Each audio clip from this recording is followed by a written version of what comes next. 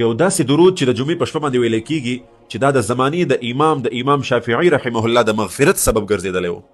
څنګه امام شافعي رحمه الله تاسو معلومه ده چې د زمانې ډېر لوی عالم او امام تیر شوی دی، ډېر لوی علم ورته الله جل شانه ورکړی و، د قرآن او حدیث نه به مسایل راویستل په سوونو زرګونو شاګردان او یو ډېر لوی فقاهت الله جل شانه ور نصیب کړی و. دغه امام د زمانې امام شافعي رحمه الله چې کله وفات شو نو چا په خوب کې ولیدلو، پوښتنه یې وکړه چې حضرت ستا د مغفرت سبب څه وګرځېدل، یعنې ستا د زندګۍ هغه کوم عمل و چې ستا د مغفرت سبب وګرځېدلو؟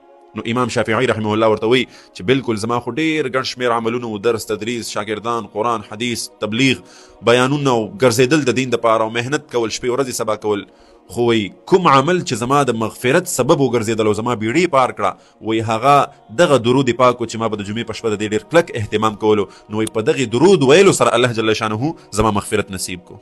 نو دوستانو د خبرې مقصد مې دا دی او د خپل پیغام تاسو ته در رسول د دې مقصد مې دا دی چې ډېر ګڼ شمېر زموږ ملګري کتونکي هغې د جمعې په شپه باندې د درود پاک اهتمام کوي، موږ سره رابطې کوي، دومره درود مو ویلو دومره درود مو ویلو. نو نن نه پس زما تاسو ته دا خواست دی چې تاسو درود پاک خو به هسې موایي، د درود پاک به هسې اهتمام کوئ. دغه درود کم چې تاسو ته وسښکاري دا تاسو ته انشاءالله زه اسانومه نورم چې زما په الفاظو سره تاسو یاد کوئ او تاسو ښکاري هم، نو د دغې درود به اهتمام کوئ. دغه درود به خپلو بچیانو ته، خپلو کشرانو ته، خپل فامیل ته، خپلو دوستانو ته به ورولېږئ او ورته به دا خواست وکئ چې نن نه پس د دغې درود اهتمام کوئ. ګنهګار موږ تاسو ډېر زیات یو چې د زمانې د امام چې الله جل شانه ورته ډېر لوی علم فقاهت ورنصیب کړی و، تر نن زمانې د هغه د فقه نه او د هغه د مسایلو چې د قرآن عظیم الشان او د حدیث مبارکونې راویستي دي، امت ترې فایده اخلي، امت د هغې نه لګیا دی رڼا حاصلوي. نو دغومره لوی امام د هغه د مغفرت سبب چې ګرځېږي هغه دغه درود پاک ګرځېږي. نو موږ او تاسو ته پکار دی چې دغه درود پاک د دې اهتمام شروع کړو، عام ورځو کې هم ویلی شي، خو د جمعې په شپه باندې چې دا درود زموږ او ستاسو نه بالکل پاتې نه شي، د دې کلک اهتمام وکړو او د الله نه پوره امید ده انشاءالله چې د زمانې د امام به مغفرت نصیب کیږي. نو انشاءالله العظیم موږ او تاسو د هغې رب بندګان یو کم رب چې د امام شافعي دی او کم رب چې د امام شافعي رحمه الله مغفرت نصیب کړی و. نو د الله نه پوره امید ده چې زموږ او ستاسو هم په دغې درود پاک سره الله جل شانه مغفرت نصیب کوي. دغه پیغام په خپله باندې هم عملي کوي او نور دوستانو ته خامخا ورسوئ. نو اوس دغه درود زه تاسو ته په خپلو الفاظو کې وایم چې دا تاسو په سکرین باندې هم ښکاري او تاسو ته به زما آواز هم له دې سره چلیږي، نو تاسو د دې نه په صحیح الفاظو سره دغه درود یاد کړئ. نو هغه درود دا دی: اللهم صل على محمد بعدد من صلى عليه. یو دا شو.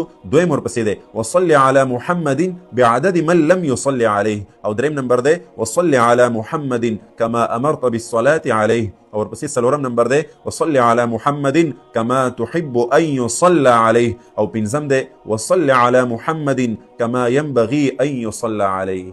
نو دا په دغې الفاظو کې له ځان سره محفوظ کړئ او زما کوشش به دا وي چې دا موږ او تاسو په شریکه باندې دا ډېرو دوستانو ته ورسو. ډېر دوستان به درود پاک وایي، ډېر به نه م وایي. نو انشاءالله که موږ تاسو دغه پیغام دا په شریکه باندې نورو دوستانو ته ورسولو نو انشاءالله العظیم چې ډېر لوی خیر به زموږ ستاسو نه خور شي.